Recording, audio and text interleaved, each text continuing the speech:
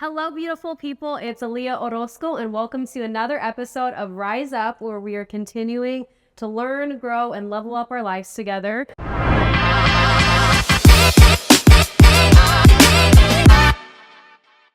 I am super excited about today's episode. You guys, she is amazing. She is a brand consultant, a producer, a host, a creative, a model, literally does it all. And she is so successful at it. So please help me welcome Yanina Oyarzo. There we go. There we go. You guys, we were just talking about. So intimidating. And I think because I'm always there, and like when people do introduce me for other podcasts, I don't listen to it. I was like, oh my God, let me run out of the room. Who is that person she's talking about?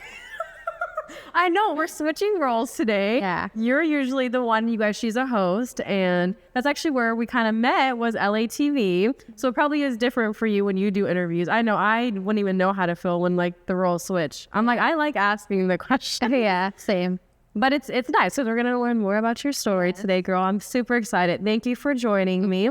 So for the people who are just meeting you for the first time, can you tell us a little bit more about you and your background? Yeah, my name is Yanina Oyarzo. I was born and raised in Venezuela, and then I grew up a little bit of my childhood in Miami.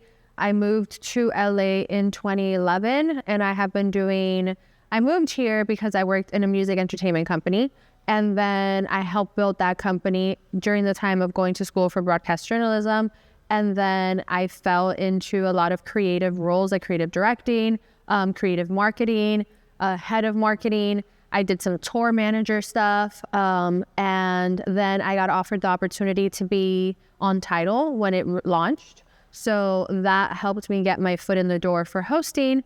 And then I still was juggling both of them. And I was like, okay, I know that now. I don't know how I would have done it, but back then everybody was telling me you got to choose one. You're either going to be in music or you have to be in hosting. You can't do both.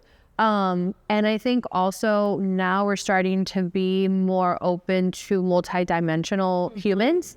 And back then it was just like, okay, if you're in music, you need to be in music. If you're in music and you're a woman, you need to dress a certain way to be taken seriously. So I had already built a company, helped build a company for like 7-8+ years. And I had worked on so many different projects, from independent artists to like multi-recording artists, that I was like, which one do I want to do? So I went the hosting route, and in that time, there was a lot of shifts happening in my personal life as well. So I was like, okay, I'm going to go this route. I'm going to build that for myself. So I started a blog, and it was just my name, yaninaoyarzo.com. And I said, what can I use from music to help me in this? So I started looking at myself like the artist. And then I said, okay, well, artists have APKs and one sheets, so let me create one for myself. And then I created that to be able to pitch myself to brands. And I just Googled everything. I Googled affiliate sites, which weren't a thing then. So I just, sites to be able to get gifting, where brands are. I did everything from, there was this company that had just launched at the time called Faux Card. Now it's called Faux. So it's like I signed up to all of the ones possible: Esquire, IQ, Esquire, like anything influencer related. But it was more for creators. It wasn't, the word influencer wasn't really out because I knew her. Yeah, I think back then it was like you're either a blogger or an influencer. And if you were an influencer, you were more like a Vine person, like making 6-second videos or comedy skits, where a blogger was being taken more in the visual route, in the sense of aesthetically pleasing or like curated content. So I did that, and I pitched myself to a few of the sites, one of them being, what is it called? Not Collectively, but that was one of the sites that first got me one of my first brand deals, Socialite. And they offered me an American Express campaign. But before that, because I was signing up to all the accounts, Target reached out to me via one of those sites, and they were like, hey, we love your content. We would love to know if you want to do a self-care Sunday. And self-care Sunday wasn't a thing yet. Yeah. So then they sent me a package with Vaseline products, and it was like lotions, lip products, all this stuff. And I just had to take pictures of it and post about it on my blog. And they paid me $500, and I thought I was going to be rich. And I would have too. Yeah, I was like, oh my God, this is it. I made it. Mom, made it to Hollywood. So at the time, and at the time I was doing a lot of also commercial work. Like I was having, at this particular time in my life. And how old were you? I was 24. So I was turning a huge shift. And I always tell everyone, this is the time when you're normally getting out of college and you're trying to figure out what career you want to go into. I was a college dropout. I had built a multi-million-dollar business with a group of people and I walked away from it. I was restarting on my own. I was doing a lot of commercial and print work and background work. I was being personal assistant to different people. Sometimes I was picking up tour manager jobs when it was like project based for different tours for artists that of my music friends that still knew me, or I was creative directing photo shoots and video shoots depending on relationship based of people that had seen what I had done in the past. But none of it was secured money. So when I thought about, okay, if I'm signed up to all these sites and I can meet the reps, I can secure my money because I'm securing the relationships. And I just like started doing that. And still to this day, like a lot of people ask me, how have you worked with certain brands? Take care of the reps. Take care of the people that work for the companies because they'll remember you throughout anywhere they go. That's such a good piece of advice too, like relationship building. Like that really is what makes you stand apart against other people. Well, and I also think the creator space can be such a selfish space, right? Yeah. You have so much product being given to you. Your, reps and brands are like, oh, all hail, Yanina, or all hail whatever. Oh my God, this creator, that creator. You go viral and it's like, I went viral, so but in reality it's like, there's such a huge people behind the scenes that are making all this stuff happen, from gifting you product to putting you on these lists to inviting you to the events to thinking that your work is of quality to then let it into the masses of audiences. If you take care of them, they'll take care of you. And then you're not fighting so much on your numbers and all that stuff, as long as you have quality content. Yeah. Like you have to have quality content, like if I went into all of this and my stuff looked like shit, they would just be like, she's sweet, but like she needs to get it together. Yep. So. No, that's the other part of it. Because even if you are nice, but you're not hardworking and putting that work in, then you won't be able to do that.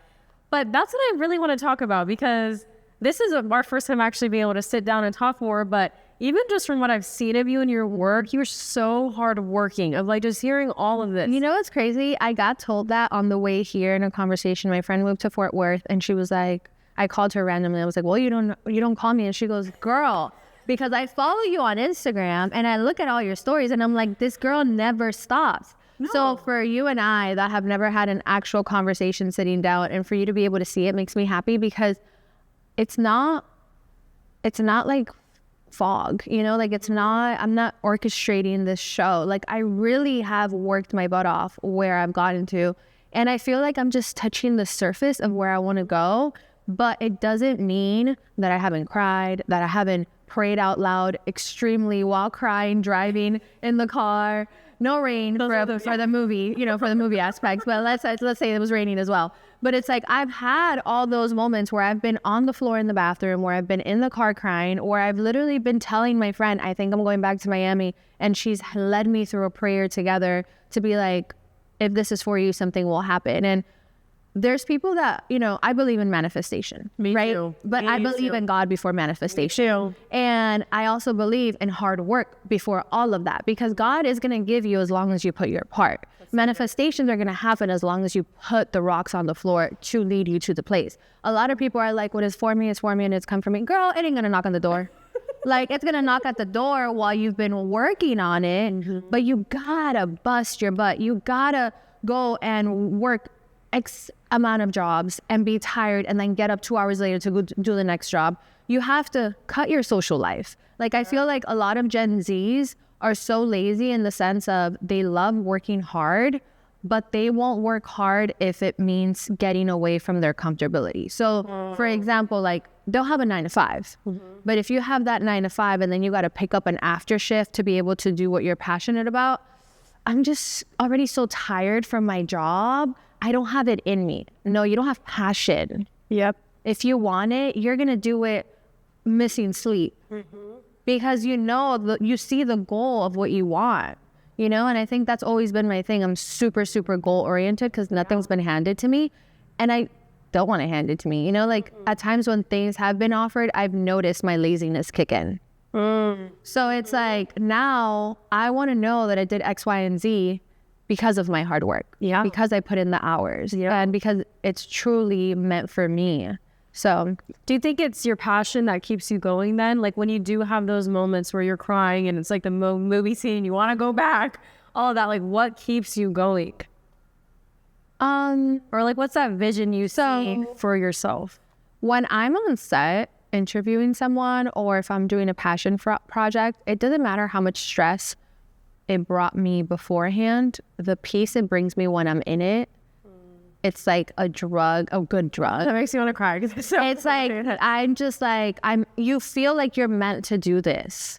So it doesn't matter everything. I could have had 3 meltdowns beforehand. I could have, but like, I don't know how to explain it.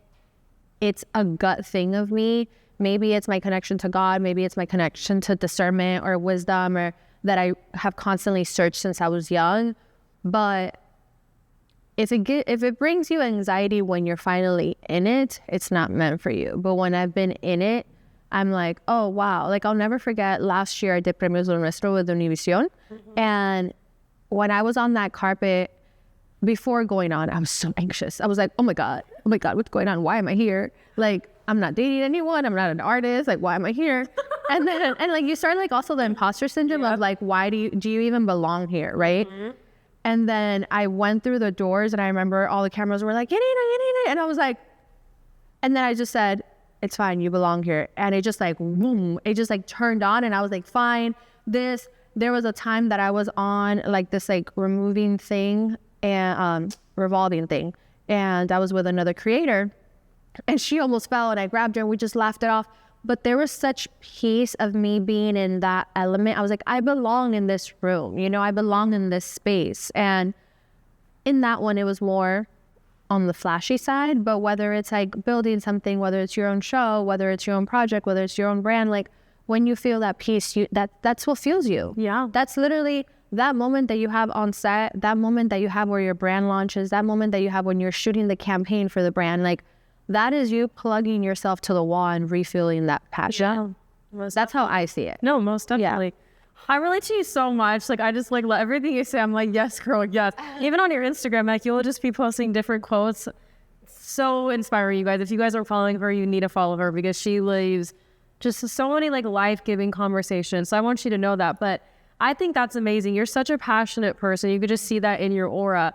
And I think it's almost a blessing to know your passion and your purpose. Like I always say that too, of like, I kind of knew from a young age my purpose or my passion, and that is what fueled me. But I think we are in a generation that lacks purpose. Yeah. And on that, how did you find your purpose? Like, how did you know this is my passion? That's why I'm going to keep going. Like, what was that self-discovery journey for you? I don't know if I'm living my purpose right now. Like, I think I'm on my way to my purpose, but what I feel right now feels right. So when I was growing up, I used to be in the TV program in school, and I came into the U.S. not speaking Spanish. So some words were really hard for me, and I'll never forget this. It was Fairchild Tropical Gardens, and it's a very popular park in Southern Florida, in Miami. And I was saying it in the school news, and I got tongue twisted. So I went under the table in the middle of the school news because I couldn't stop laughing. Because when I get nervous, I go into a laugh attack. Like it's just like my nervous habit that like, I just can't. And the teacher was like, get the fuck off the table. And I just was hidden there and I couldn't. I was like red. I started crying because I was like, Bonnie, stop laughing. Like, get it together. And then next year when I was still in TV production, I went more on the editing side and I went behind the camera and I learned how to edit and all that stuff. And then in high school, that was in middle school. And then in high school, I kind of did it here and there, more of the editing as well. But then when I was 18, I was dating somebody. And I remember we went to a meeting and they were like, you ask so many questions every time we're in like meetings. And not to him, but to other people we were with. Yeah. And I was like, well, because I like to get to know people. And I also feel it comes from my childhood and being so misunderstood or people thinking I had one certain type of life when I really lived another. And like, so I was always interested in others because I'm like, what side of them are they going to show me? And I was like, what do you mean? And I think he meant it as an underhand compliment. Like, yeah, you should go be a host since you like to ask so many questions. And I was like, well, I do like to write. And writing is telling a story. and I do like other people's stories. And then I came to LA on a work trip, and there was a boot camp going on by a TV host, teacher, Marky Costello. And I was like, I'm going to sign up. And my boyfriend at the time was like, well, I'll help you pay for it. And I was like, okay. And I did a 3-day boot camp. And I was like, this is what I'm meant to do. Like, because I do love storytelling, and I do love getting to know people and all this stuff. And at the time, I loved pop culture. I don't think I would now want to be in a pop culture type show necessarily. I'm more like into deeper conversations. But it was the thing back then, you know, TRL, E! News. It was just like the best. Ryan Seacrest. So Ryan Seacrest. Right. That era. Like, yeah. So it's like the Ryan Seacrest, Juliana Rancic era.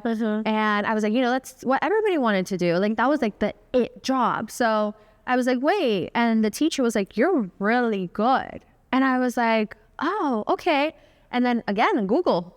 Whenever anybody tells me an issue in today's world, I'm like, if you haven't Googled it, like, have you Googled it and you still have you don't have a solution? Okay, then I'll help you. But if you haven't Googled it, like, there is Google for a reason. I went online after the boot camp. I went on and I found every single casting network available. I did LA Casting, Backstage. I did Casting Networks, which is like Red and Gray. I did 2 others, and I signed up to all of them. The drive, you guys. I paid $150 for somebody to do my headshots. And I had to drive to Diamond Bar, which I didn't know how far it was until I was doing it.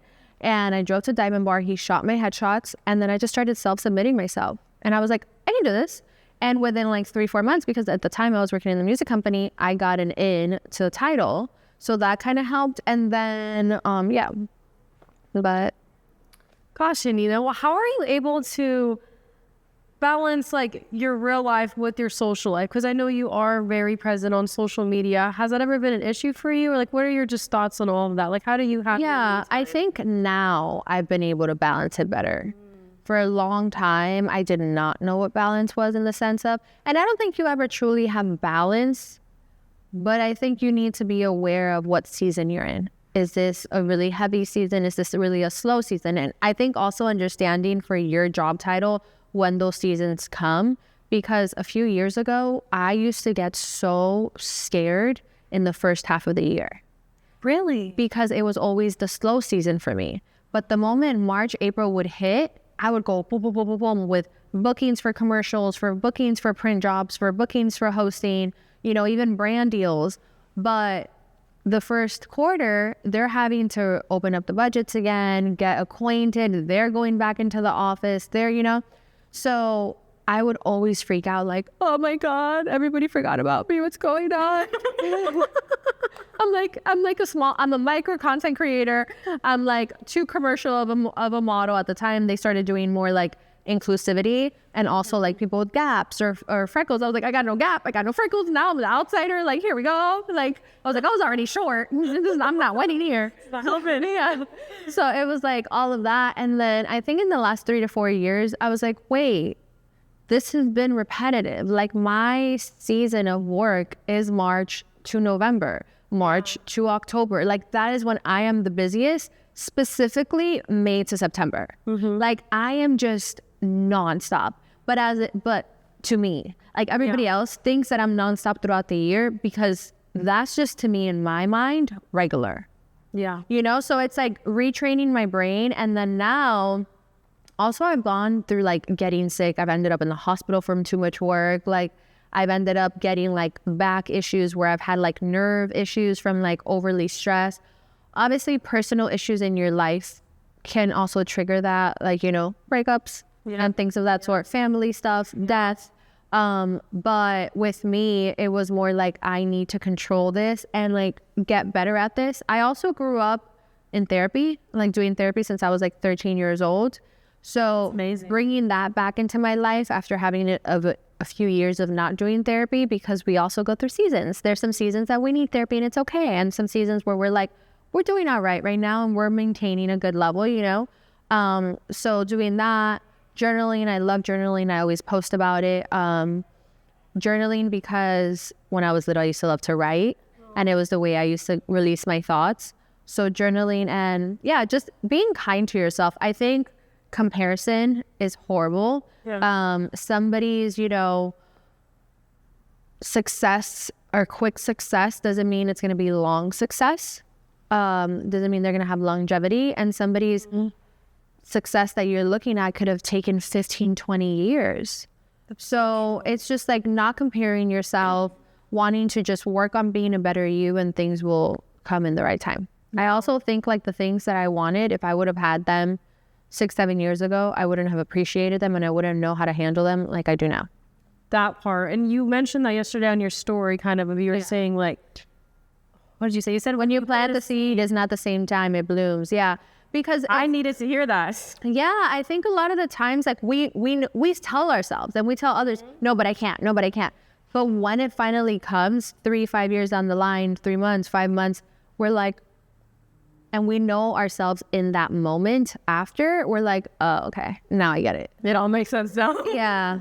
And it's like whether it would have been, you wouldn't have been able to carry the stress, you wouldn't have been able to carry the amount of weight, or it would have maybe led you to a different path or in a different like bad habit. When I used to work in music, I used to always have this conversation with music producers because they were working so hard. Music producers are such hard workers. They go into the studio every day, and songwriters, they go into the studio every day to create songs in hopes that not only is the artist going to like it, but the label, but the reps, that it's going to be pushed correctly, that it's going to go, and then they'll make money from it. Yeah, producers get an upfront fee, but songwriters don't. And even that upfront fee isn't always life-changing. Yeah. It's usually not life-changing. It'll cover some bills, but things got to still going, So with that, I would tell them, I'm like, what is happening in your personal life, in your mental life, in your spiritual life? You got to make sure that's okay, because God is not going to give you something that you can't handle, and you may want it, but you may not know what it is. And all these guys I was telling it to, because it was a group of a collective, one of them was still doing like, recreational stuff. Another was like in and out of relationships. Another was in the process of settling down. And another one was dealing with things going on in his legal things happening. So now they're all married with kids, and they're extremely successful producers. And I always see it as, when you're doing in the Olympics, they're doing like the track run, that at the end the ribbon breaks. I feel like you may be like, but we're right there. We're making hit songs. We're doing this, but it's still not life-changing. Or we're right there. I'm doing shows, but I'm still not in the main show. And God has you like a rubber band, and you're like, I see the ribbon though. I see it. Let me just cross it. And then one day, once you fix everything else and everything's in line, he just lets go. And when that ribbon breaks, you're doing like 3 rows at the same time of that track. And you're just like, whoa, what just happened? And it's because literally the doors of heaven open, and they're like, this is what we were waiting to give you. But you have to be honest with yourself by aligning everything else, whether it's refining your work ethic, refining your work and the quality of work, your relationships in your life. There are times when things are being held from you because of the people you have around you. That part. Whether it be friends, whether it be partners, whether it like business partners, whether it be family even. Look at these kids that were growing up. They went bankrupt, child stars, because their family stole the money. Then you have so many relationships that we've heard throughout our life of like boyfriend or girlfriends that have like manipulated and brainwashed the other person, and they no longer believe in themselves. Then you have bad business partners where like somebody was stealing money from here, somebody, there's just like so many elements to it that you have to get everything aligned and it'll flow. That's such good advice. And I have to remind myself of that too, because I get really caught up in that of like wanting it now or not understanding of like, I put in all the work, like I did this, I waited, I'm trying, like, why am I still not seeing it? And then it's always in hindsight, you end up seeing it like, oh, I was not ready for that at that moment. No, definitely. How did you get to this point in your life that you're just so confident and I guess sure of yourself and sure of where you're going? I'm not sure of myself. Well, not yet. But No. Yeah, I think a lot of people think I am. No. I'm not sure of myself. I'm sure that God has a purpose for that. Like, I love that. Like, have you always been like that? Yeah, I've gone through really traumatic stuff in the sense of like my upbringing, my childhood, my teenage years, and it's showed me that the only reason why I made it through was because of God. So it's like, if God took me through all that for a reason, it must mean that I have a higher purpose. And that's why I don't think my higher purpose, as much as I love it, I don't think it's being a host and telling people the latest news or even interviewing people. I think my higher purpose is something so much bigger than I can even imagine, but I have to just do my part and it will open doors to the right places. But I'm insecure. I'm unsure of myself. There's many times where I'm in the room and I'm like, bitch, you belong here. Bitch, you belong here. Bitch, you belong here. Like, and I'm literally telling myself this. I'll go to the bathroom and have to remind myself because I'm so anxious in the room. I haven't been drinking in 2024. And good for you, girl. And I think that, like, it's one, because of I have PCOS, but another reason is because you go to an event and you instantly grab a drink, right? So like, you may not get drunk, but it's like a safety blanket. And I was like, no, I want to know that I feel okay like this. And the other day I went to an event and I did not. Walking up to the event, my friend was like, do you ever get anxiety? I was like, yeah, girl, I'm feeling it right now. She's like, okay, me too. And then I went to the bathroom 5 minutes into the event and I was like, calm down. You're okay. You're okay. Go back out there. You know, and I love that I exude confidence, but I want to make it very clear. You can be confident and still get so shy, get so insecure, and have so much anxiety because we're human. Yeah. You know, and like, even the most confident models have insecure moments. Even Ariana Grande has insecure moments. Even Selena Gomez, you know, like all these people. I'm sure even Oprah has had insecure moments. Like, she could not have felt secure of herself when she got fired at 32 from a network. She couldn't have felt confident in herself when she was pitching that she wanted her own network and the first people that heard it were like, girl, that's too big. Like, what are you thinking? You know, the same thing with like people that have come up with brands from people that have also evolved. Like, that's why I say like multidimensional people earlier, because I'm a host now. Who knows what I'm going to be 5 years from now? I know. And I love that for me. Me too. I just want to go where the wind blows me and where I'm supposed to be. Wherever God leads you, whatever he has meant for you. Yeah. So it's like, I think that I work in my confidence by working on my peace, and I'll flow into my confidence. So if I work on my peace, I move knowing you have my hand through it. And if you have my hand through it, anytime when I feel uncomfortable, I just squeeze the hand. Yanina, you're dropping like so many good points. I'm like, I needed to hear that last week. I hope you guys are getting so much from this. You're just so, you have so much wisdom in you. I really love that about you. When you first moved from Miami to LA, what was that transition like for you? Like your first 2 months here, 3 months here, were you like already like, okay, this is right for me? Or were you homesick? Were you uncertain of that first leap? Yeah, I've been very independent since I was young. Are you have siblings? I do, but I'm the oldest. Okay, I'll just say you give me that. Yeah, it's like older sister. Right? I get told that a lot. I'm like, guys, I don't know if that's bad. I was like, but no, I got a question. I got an answer. No, but no, I moved here and I was very attached to my little sister though. She's 9.5 years younger than me, and I moved here and I just felt at peace, especially because Miami is so small. So you grow up in the suburban area and all you have is the bridge to go to the Brickell and South Beach areas, unless you're going up north. But I'm talking about down South Miami. Down South Miami is super small. You literally have South Miami. You have the suburban area and then you have a bridge and then it's like the nightlife and all that stuff. So I always compare it to Vegas with water. So when I moved here, I was like, get me the heck out of there.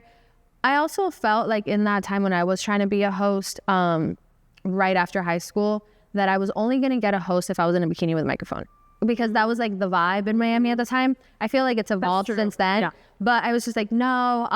But yeah, so I loved it. I felt like there was so much opportunity and so many things that I could do and so many new people that I could meet, and you can just like reinvent yourself.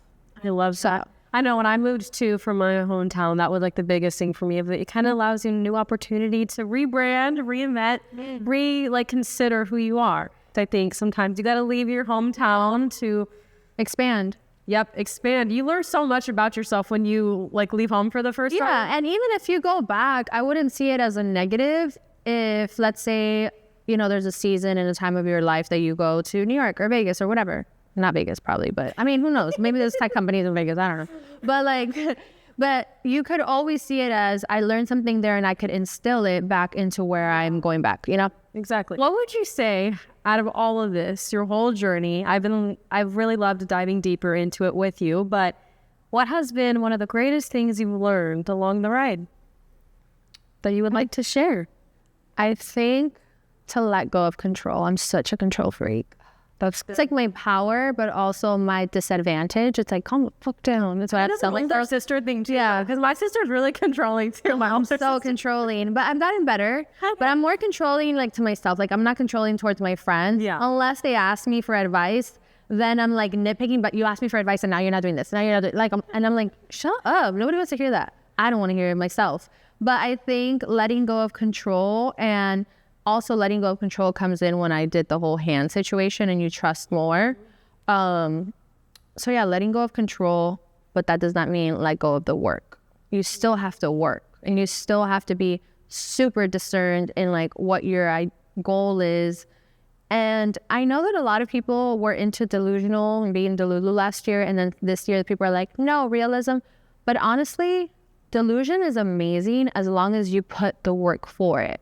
That's good. So I'm so delusional. I'll look at mansions and I'm like, doesn't look that far away from where I am.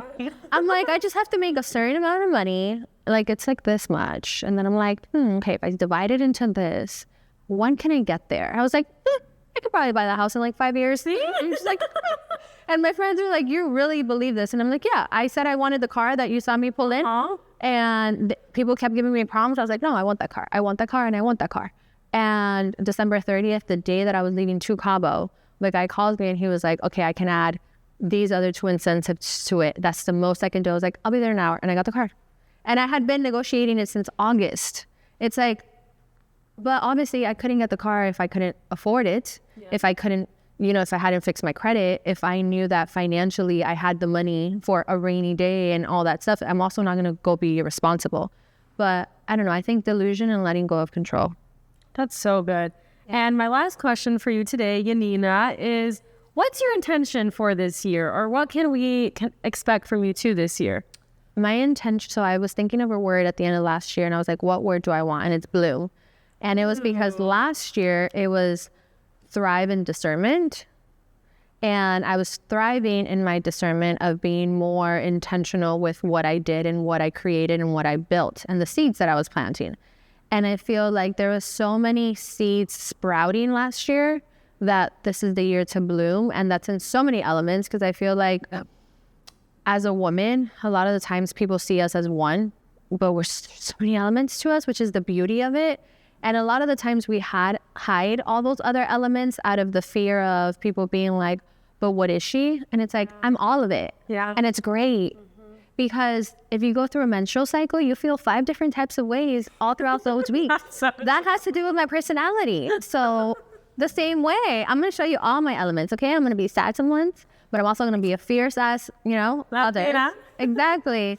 And I'm also going to be smart with it, but I'm also beautiful. And I think there's so many elements to me that I've calmed down a little bit and watered down out of the fear of making others uncomfortable. And I'm like, I got to stop making myself uncomfortable. Yeah. So yeah, blooming. That is so good, Yanina. Thank you so much for joining me today, for speaking all this love, light, and wisdom into us. You are someone that I really look up to, and I told you that a while ago. I think you're just like such a reflection of so many great things and what it means to be a hardworking woman and to believe in yourself and to have courage. So keep doing everything you're doing. You have so many supporters that you don't even probably know about who are cheering for you in your journey. So you guys, make sure to follow her on her Instagram and anything else. So put everything that you want us to be a part of, give it a shout out right to this camera. Well, thank you for having me. I appreciate it. I'm very excited for this project that you're doing and that it's going to be reached by many people and inspired by many people. But you can follow me everywhere on Yanina Oyarzo.